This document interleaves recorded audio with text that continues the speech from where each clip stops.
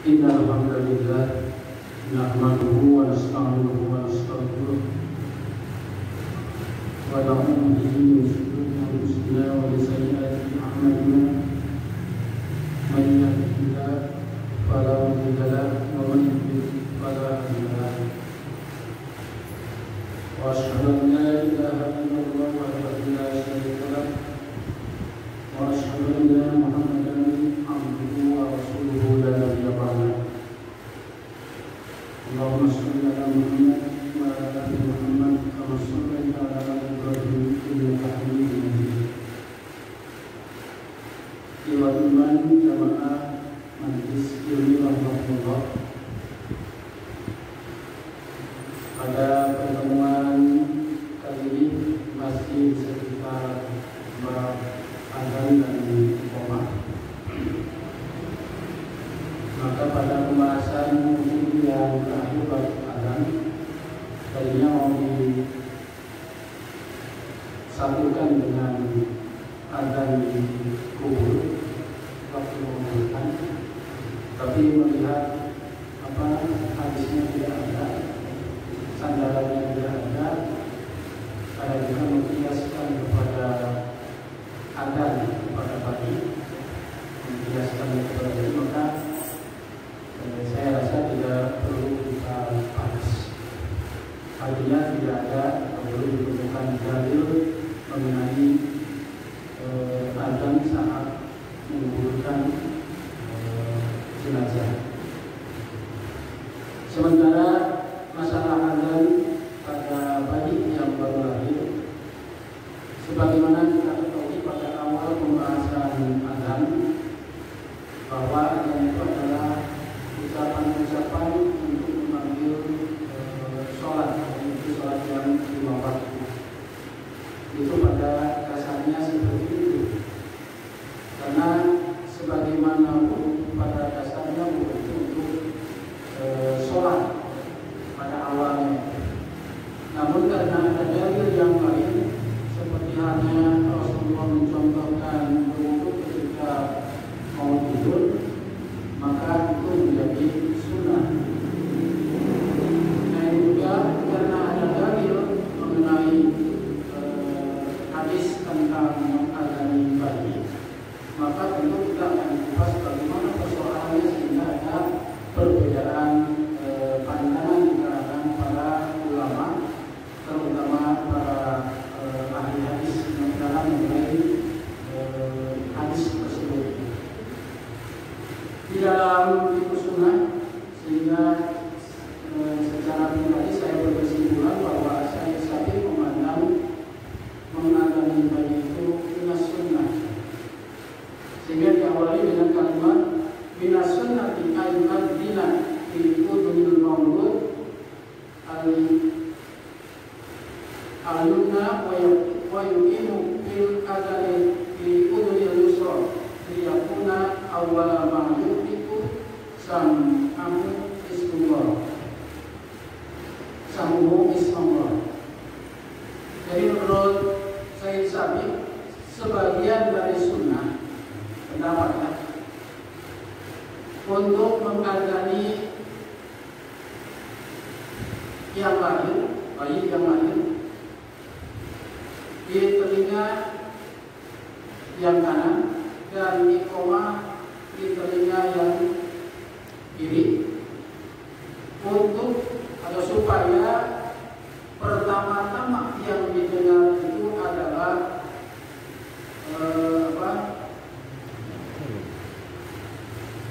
Ismullah, jadi nama Allah.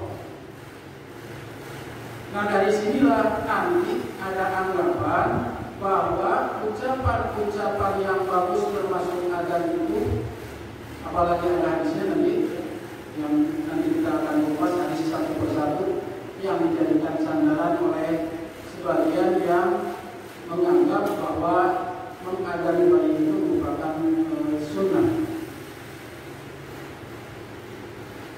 Jadi dari ucapan Sayyid Sabiq ini, beliau memandang merupakan salah satu sunnah. Kenapa? Karena bayi yang baru lahir itu kan yang pertama berfungsi itu adalah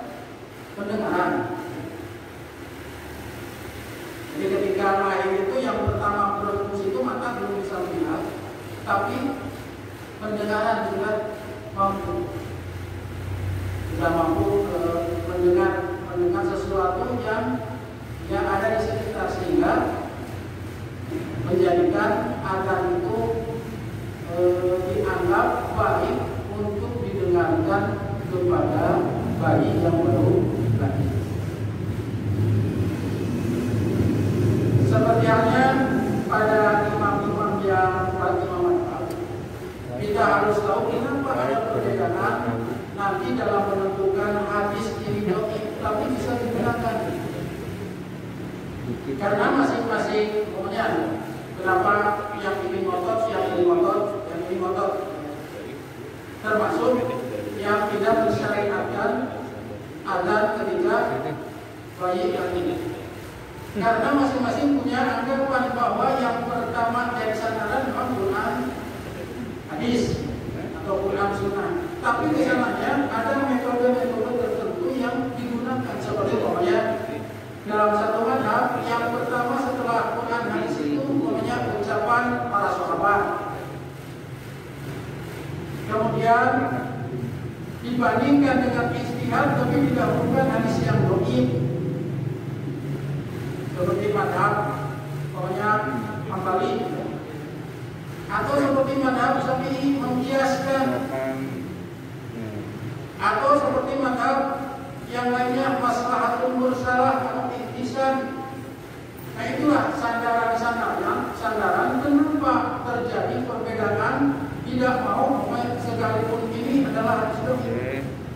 Karena hadis semua ahli hadis, ada juga yang mengusulkan, hampir semua ahli hadis ketika membahas masalah adzan pada bayi yang baru lahir adalah hadisnya, derajatnya adalah dhaif. Paling tidak ada 3 hadis yang dikemukakan. Pertama adalah dari Abu Ubaidillah. Ubaidillah itu anak dari Rafi. Makanya kalau dalam hadis yang lain, dalam Nawawi an Abi Rafi, dari Abi Rafi, dia berkata, "Ra'aitu Rasulullah sallallahu alaihi wasallam adzana fi udunil Hasan bin Ali ina waladat Fatimah bis shalah." Ini ada dalam riwayat Ahmad, Abu Dawud dan Tirmidzi. Aku melihat Rasulullah sallallahu alaihi wasallam mengadzani di telinga Hasan. Hasan itu putra Ali, disebutkan di sini. Hasan bin Ali ketika Fatimah melahirkan. Berarti ayahnya Fatimah, ibunya ayahnya Ali, ibunya Fatimah. Berarti cucu Rasulullah Hasan. Jadi ketika Hasan, dalam hadis ini, ketika Hasan dilahirkan oleh Fatimah, beliau yang mengadzankan seperti adzan sholat. Kenapa ada kalimat bis sholat, seperti adzan sholat? Karena secara bahasa kemarin sudah dijelaskan bahwa bisa saja adzan itu memberitahuan yang lain. Tapi karena ini dijelaskan bis sholat, bukan adzan yang lain, tapi adzan pada saat waktu sholat, ketika memanggil waktu sholat. Ini diriwayatkan oleh Ahmad, Abu Dawud, dan Tirmidzi. Nah, pandangan ahli hadis bahwa sanad ini pembawa hadis, jalan hadis di antara rawi-rawinya itu pertama, kalau rawi pertama punya sahabat, ini sanad yang pertama Musaddad, Yahya, Sufyan, Asim bin Ubaidillah, kemudian Ubaidillah dan Ibnu Abi Rafi. anaknya Abi Robi. Kemudian dari bapaknya, yakni Abu Robi. Jadi anak menerima dari ayahnya, yakni Abu Robi. Nah, ada yang para ahli hadis memandang ada sanad dalam hadis tersebut, pembawa jalur tersebut, yakni Asim bin Ubaidillah. Tadi kan sanadnya Musaddad, yang sebutkan Asim bin Ubaidillah. Nah, Asim bin Ubaidillah menurut Ibnu Huzaimah, pertama, menurut Ibnu Huzaimah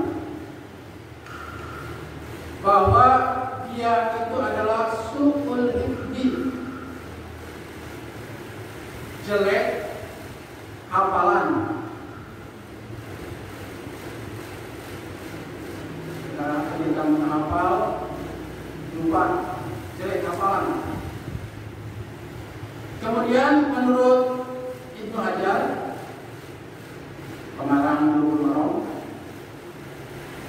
pengarang Fathul Bari, Syarah Imam Bukhari atau Sahih Bukhari, Ibnu Hajar Al-Asqalani, menurut beliau adalah hadis ini dhaif. Begitu juga Ibnu Ma'in, bahkan Imam Al-Bukhari memandang bahwa hadis ini adalah mungkar. Ini menurut para ahli hadis. Hadis ini adalah mungkarul hadis. Bahkan para ulama mengatakan setiap yang Imam hadis, Imam Bukhari, setiap yang dikatakan oleh Al-Bukhari ini adalah mungkarul hadis, la yuhtaju, tidak boleh dijadikan sebagai hujjah, alasan dalil untuk digunakan sebagai amal. Jadi hadis yang pertama dari Abu Rabi adalah hadis menurut Imam Bukhari adalah mungkarul hadis, karena ada sanad yang bernama Asim bin Ubaidillah. Jadi sanad itu dari bawahnya ngitungnya, namanya Imam Bukhari terima dari ini. Nah, dari ini dari A-nya itu ini sanad, terus ke atas. Dihitungnya dari bawah. Jadi sanad pertama itu adalah kalau Imam Bukhari namanya di sini Musaddad, terus ke atas Ahmad yang Musaddad ke atas. Tapi kalau rawi dari atas, dari sahabat, rawi pertama karena periwayat pertama. Yang meriwayatkan sabda Rasulullah. Kalau sanad itu yang menghubungkan kepada sabda Nabi, kepada matan. Matan itu isi hadis. Nah, pembawa hadis ini ada orang yang dituduh sebagai sumberni, kemudian mungkarul hadis. Ini hadis pertama. Hanya satu yang menganggap hadis ini hasan. Yang menganggap hadis ini hasan yakni Imam At-Tirmidzi. Kalau lihat dalam Sunan At-Tirmidzi katanya hasanun sahihun. Ada istilah-istilah yang digunakan oleh para pengeluaran hadis. Kalau Imam Bukhari kan Sahih Bukhari sudah jelas, Sahih Muslim. Tapi ada beberapa ungkapan dalam beberapa kitab itu seperti kitab Tirmidzi atau Sunan At-Tirmidzi, hasanun sahihun. Hasan sahih, maksudnya seimbang. Hasan itu mau derajatnya mau hampir sama dengan sahih. Nah, yang mensahihkan atau menghasankan adalah Imam At-Tirmidzi. Nah, inilah yang dijadikan sandaran utama bagi yang melakukan atau melaksanakan syariat azan kepada bayi yang baru lahir. Ditambah lagi sebagai sumber hukum bagi para imam madhab itu berbeda-beda. Salah satunya lebih didahulukan hadis yang dhaif. Inilah yang akan tidak nyambung, dipaksakan juga. Sekalipun kata ahli hadis ini dhaif. Karena kalau dalam ilmu hadis itu kedhaifan itu lebih didahulukan daripada yang dianggap sahih.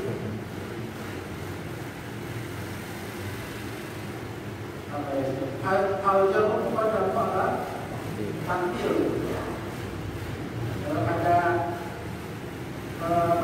kekurangan itu lebih didahulukan daripada keadilan.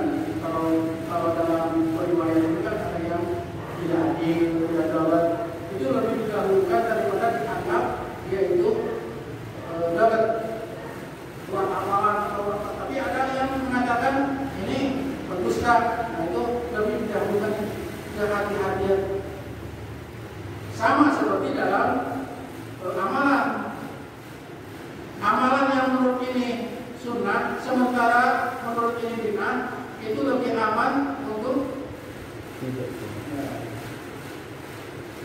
dikhawatirkan bid'ahnya, ditinggalkan dikhawatirkan bid'ahnya lebih aman daripada dianggap sunnahnya. Kekhawatiran kita jatuh kepada bid'ah. Kalaupun ini terjadi perbedaan pandangan dalam hadis yang pertama. Karena ini ada tiga hadis paling tidak tiga hadis yang dijadikan sebagai sandaran bahwa dianggap mengadani bayi yang baru lahir itu adalah sebuah syariat. Kenapa kita berhati-hati untuk tidak menganggap bahwa itu adalah sunnah Rasulullah? Karena tadi menjaga untuk terhindar dari sesuatu yang tidak disyariatkan itu lebih baik daripada menganggap itu syariat. Lebih aman. Itu yang pertama. Yang kedua, ketika kita mensandarkan kepada Nabi padahal Nabi tidak melaksanakan, nah ini yang dikhawatirkan. Man kadzdzaba alayya muta'ammidan falyatabawwa maq'adahu minan nar. Seperti kata-kata, kenapa kita tidak membaca doa ini? Karena Nabi tidak mengajarkan. Doa kan bagus, isinya bagus, bukan masalah isinya. Yang dikhawatirkan itu Nabi tidak mengajarkan itu, tapi kita menganggap bahwa itu adalah ajaran dari Nabi.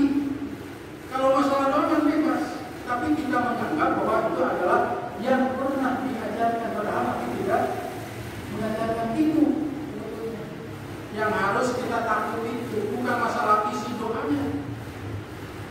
Karena kalau kita melihat doa-doa yang diajarkan katakanlah yang dhaif ataupun yang sahih, isinya bagus-bagus.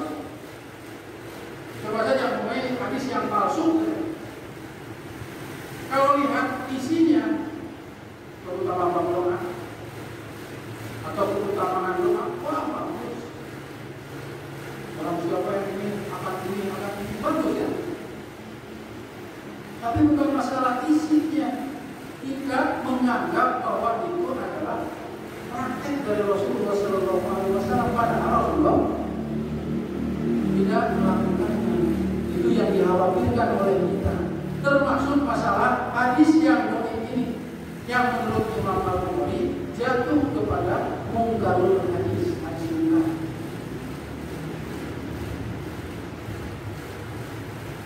Kemudian yang kedua, hadis yang kedua yang dijadikan sebagai sandaran bagi yang melakukan dan menganggap syariat.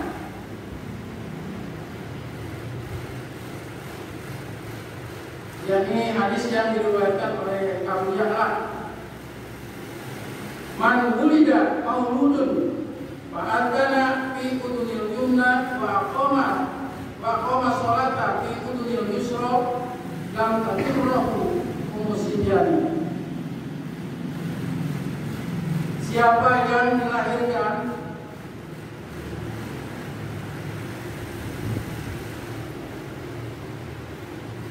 bayi, kata mauludin yang dilahirkan, kemudian diadarkan di telinga yang kanan dan dikomatkan komat sholat di udunil yusra, di telinga yang kiri. Lam tadurrahu Sibyani, tidak akan dimadaratan, dicelakakan oleh Sibyani. Sibyani itu adalah jin, ibunya Sibyani, jin perempuan. Kalau kebetulan berarti jin itu ada perempuan dan laki-laki, karena memang berkembang biak. Jin sama dengan manusia berkembang biak.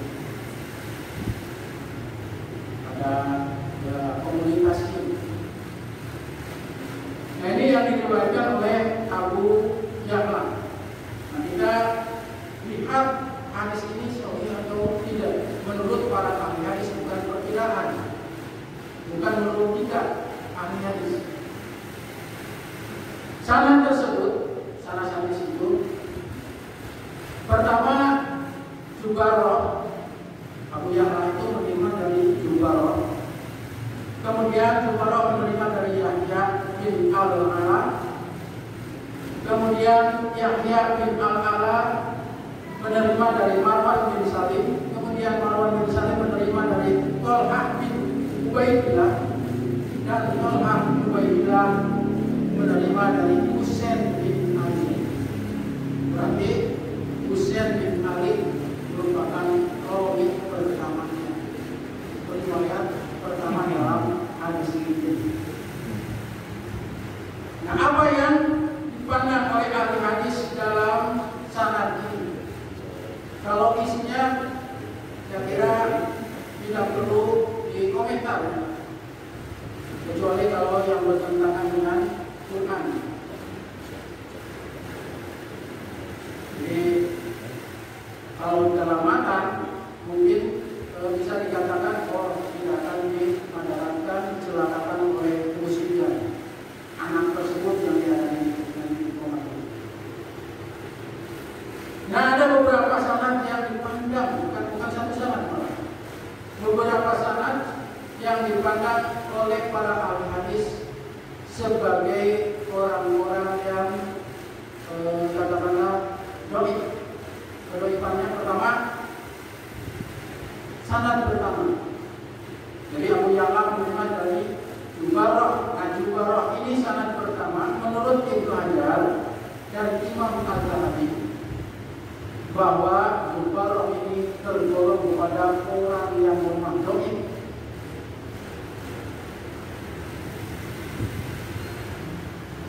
Sehingga karena ada sanad bahannya awal sanad dhaif, maka hadis ini tergolong kepada hadis yang dhaif.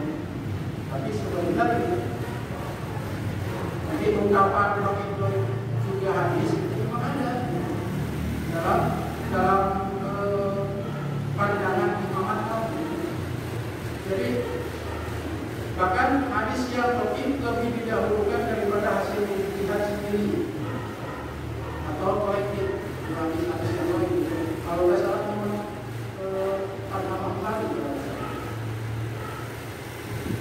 Jadi hadis yang dhaif hadis yang dhaif lebih didahulukan daripada hasil ijtihad. Ini mendahulukan ucapan sahabat juga lebih didahulukan daripada yang lain. Jadi ada semacam tahapan-tahapan dalam masing-masing mazhab. Tapi yang didahulukan memang Quran, hadis. Kalau Imam Syafi'i atau Syafi'iyah itu Quran, hadis utamanya, kemudian ijma, qiyas. Seperti itu. Imam Malik ada istilah bukan qiyas atau ijma, tapi lebih kepada kemudian masalah besar. Nah kemudian yang kedua, dalam sanad tersebut ada Yahya bin Al-Malam. Tadi sanad yang pertama Jubaroh Doib, kemudian sanad yang kedua juga menurut Ibnu Hajar dan menurut Al-Zahabi dituduh dusta dan makruh. Jadi dua sanad ini bukan terputus, ada, tapi dituduh berdusta, dituduhnya itu sudah jatuh hadis. Kemudian makruh hadis, kalau di apa? Kita makruh itu lebih kepada ditinggal, harus ditinggalkan. Tapi ada istilah-istilah di dalam hadis dan bukan sekarang makruh itu. Tapi intinya adalah doib. Cuma ada tahapan-tahapan baik itu termasuk maudhu itu doib. Itu yang kedua. Jadi sudah dua sanad. Kemudian yang ketiga Marwan bin Salim. Ini juga sanad yang ketiga. Jadi sanad yang pertama, kedua, sanad yang ketiga Marwan bin Salim. Menurut Ibnu Hajar makruh juga.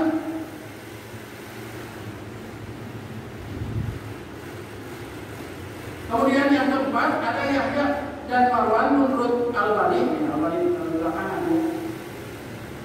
Yahya sanad yang kedua dan Marwan sanad yang ketiga. Menurut Syekh Nasiruddin Al-Albani sering memalsukan hadis. Jadi dua sanad ini sering memalsukan hadis. Ini bisa dilihat dalam Silsilatul Dhaifah karya beliau Albani, sekalipun di belakangan Albani. Jadi hadis yang ini semuanya menganggap bahwa tidak bisa dijadikan hujjah. Ini hadis yang kedua. Semua. Karena kejatuhan doibnya di berbagai tingkatan sanad. Dari mulai sanad pertama sampai sanad yang ketiga secara berturut-turut. Kalau secara berturut-turut dalam ilmu hadis itu macam kalau membandingkan satu jatuh kemudian terputus. Kalau ini secara berturut-turut, tapi bukan dari sisi mukotiknya, tapi dari sisi adalatnya, dari sisi pribadi orangnya. Kalau membandingkan dari sisi mukotik tidak ada sanadnya, nanti akan ada lagi. Hampir semua para ahli hadis yang ini tidak boleh digunakan. Hanya hadis pertama saja yang tadi, yang sebagian menganggap dijadikan sebagai sanggahan untuk melakukan melaksanakan apa yang disebut dengan mengkaji bayinya bayi. Terakhir, hadis yang ketiga. Setelah itu nanti akan ada ucapan dari yang menganggap itu ucapan Umar bin Abdul Aziz yang ini boleh dikatakan yang keempat. Ini hadis diterima dari Ibnu Abbas dan diriwayatkan oleh Imam Al-Baihaqi.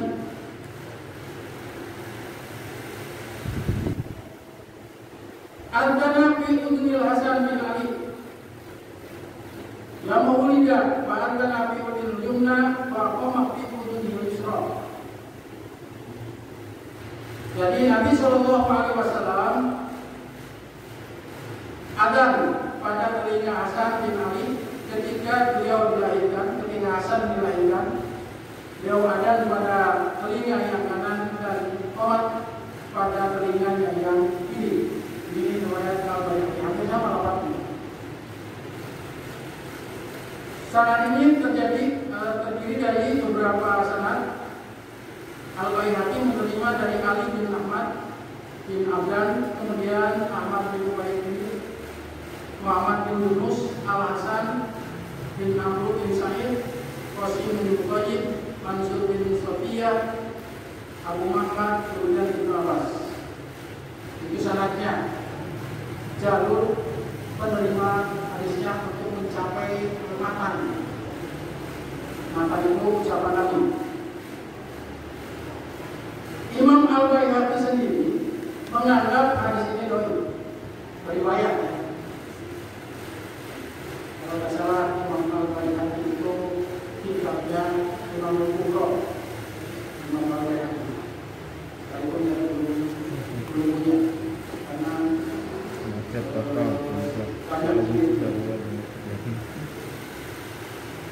dan perawi yang jadi masalah adalah Al-Hasan bin Amr yang menurut Bukhari pendusta.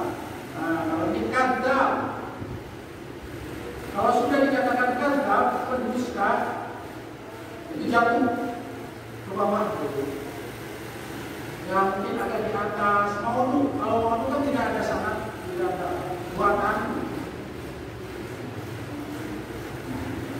Kemudian Ar-Razi menganggap makruh hadis ini jatuh, tidak bisa digunakan sebagai hujjah.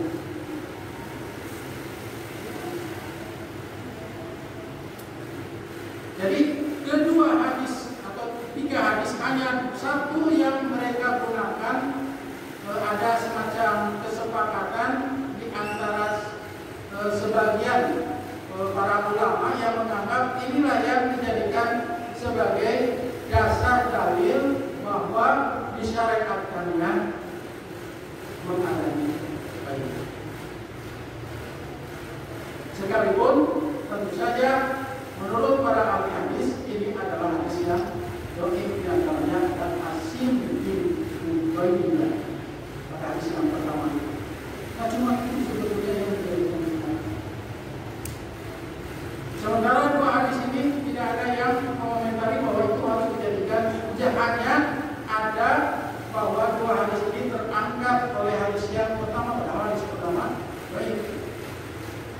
Makanya kalau menurut siapa tadi hadiskan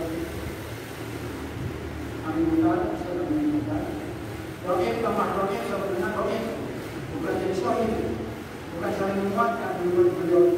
Tidak ada dhaif saling menguatkan. Yang saya dengar itu. Jadi ketika ada hadis yang dhaif banyak, maka tidak saling menguatkan. Yang dhaif itu dia tetap tidak dhaif. Tidak bisa saling menguatkan. Kalau hadis yang sahih justru saling menguatkan. Kecuali saling menguatkannya kalau hadis itu menguatkannya belum imannya. Kalau sahih kesahihannya. Kemudian ada yang jadi sandaran dalam Tuhfatul Ahwazi, Syarah At-Tirmidzi, Sunan At-Tirmidzi. Ada kalimat begini. Ruya an Umar bin Abdul Aziz kana yu'adhdinu fil yumna wa yuqimu fil yusra idza wulida as-sabiyyu. Diriwayatkan bahwa Umar bin Abdul Aziz yang pernah jadi khalifah, cucu Umar bin Khattab yang terkenal mengatasi krisis waktu itu. Beliau kata riwayat ini membiasakan azan pada telinga yang kanan dan qomat pada telinga yang kiri apabila ada yang dilahirkan, anak yang dilahirkan. Itu menurut riwayat Abdullah bin Abdul Aziz atau Umar bin Abdul Aziz, kebiasaannya mengazani bayi yang baru lahir. Ini ada dalam kalau dalam salah itu kan ketika menjelaskan tentang hadis ini banyak, kemudian ada ada penjelasan. Sama seperti kalau dalam orang mengatakan salam ataupun yang lainnya, maka ada yang baru sekarang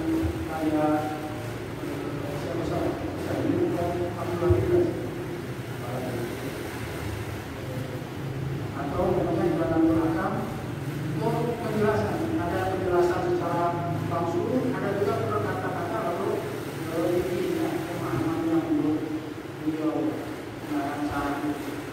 Nah, dalam sarah Tirmidzi itu ada ungkapan ini diletakkan ini. Tapi menurut Al-Hafidz ini panggilan disebutkan juga untuk mengajar kalau sekolah ini mengarang tahqiq. Jadi mengajar kalau sekolah itu bisa Fathul Bari mengarang tahqiq yang menjelaskan tentang berbagai saran-saran. Kata beliau bahwa hadis tersebut tidak ada sanadnya, tidak bersanad, tidak ada rangkaian pembawa hadis itu. Menyebut dia oleh siapa? Tidak tahu, tidak ada ketika diteliti, tidak ada sanad-sanad pembawa hadis itu. Nah, kalau tidak ada pembawa hadis berarti orang yang mengatakan ruqyah berarti pemalsu hadis.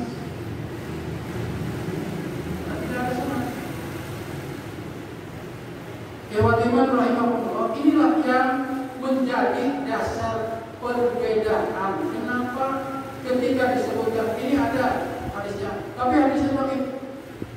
Nah, ini yang tidak bisa mungkin kata sepakat bertemu karena ada sementara yang bisa menggunakan hadis-hadis dhaif asal bukan barangkali, sehingga yang satu menganggap tidak disyariatkan, yang satu disyariatkan berdasarkan hadis yang dhaif. Kemudian juga ditambah seperti ungkapan ulama bahwa pendengaran yang mesti didengarkan kepada baik itu kalimat-kalimat yang baik, kalimat-kalimat yang bagus, dan adab itu merupakan kalimat yang baik. Nah, itu alasannya. Nanti akan salah kaprah apabila seperti itu. Baik, bagus nih kalimat ini, maka lain punya mau wudhu, akan kalimat ini bagus digunakan juga. Tahu Allah. Maka karena itu, ketika kita menemukan dalil yang dhaif, kita harus lebih berhati-hati ketika melaksanakan daripada kita mengambil fadilahnya dari melaksanakannya. Harus takut jatuh kepada ghair syar'i atau tidak disyariatkan daripada mengambil sesuatu yang dikatakan bid'ah atau tidak dicontohkan. Ini kan dalilnya tidak akan untuk musyian atau yang lainnya. Karena sekali lagi ketika dalam pertama kali pertemuan bahwa asal ibadah itu kan tidak disyariatkan. Ada juga dulu tidak disyariatkan. Lalu setelah adanya syariat, ketika ada yang berpikir, pertama kali kita bahas, kita menunjukkan ini dasar yang termasuk rapat-rapat adanya juga waktu dibahas. Begitu juga dengan masalah Quran tadi. Nanti sedikit-sedikit ada, bahkan ada angin ribut, ada ribut, ada hujan besar, ada juga. Jadi hujan tidak sholat. Padahal Rasulullah SAW mencontohkan kalau ada angin ribut atau bencana ini yang dipanjangkan. Nah, selama tidak ada dalil yang mengkhususkan tentang bolehnya ada kutub ini, maka kita jangan berani. Sama seperti umpamanya kalau tidak ada keterangan bahwa Rasulullah SAW ketika mau tidur berwudu, kita jangan coba-coba. Tapi karena Rasulullah mencontohkan, maka kita ikut. Sebagaimana Umar bin Khattab ketika mau mencium Hajar Aswad yang pernah saya kupas, kan batu sampai di Aku tahu engkau itu adalah batu tidak membawa manfaat, tidak membawa madarat. Kalaulah Rasulullah tidak melihat, aku tidak melihat Rasulullah mencium kamu, aku tidak sudi ya menciumnya. Artinya itibatnya mengikuti apa yang dicontohkan oleh Rasulullah. Itu juga dengan masalah ini. Kalau hadisnya umpamanya tidak valid, dhaif, maka akan lebih baik selamat untuk ditinggalkan daripada mengerjakan ternyata hadisnya adalah valid. Kalaupun umpamanya punya pikiran, wah ini kan hadisnya yang lain juga bisa menggunakan hadis ini, maka tidak lebih baik meninggalkan sesuatu yang diragukan kesahihannya daripada kita mengambil sesuatu karena keimanannya. Jadi harus hati-hati dalam masalah umumnya. Ya bagaimana rahimahullah, mungkin itu saja untuk bab azan dan bab iqamah. Ini pembahasan yang terakhir. Insyaallah kepada bab yang lain.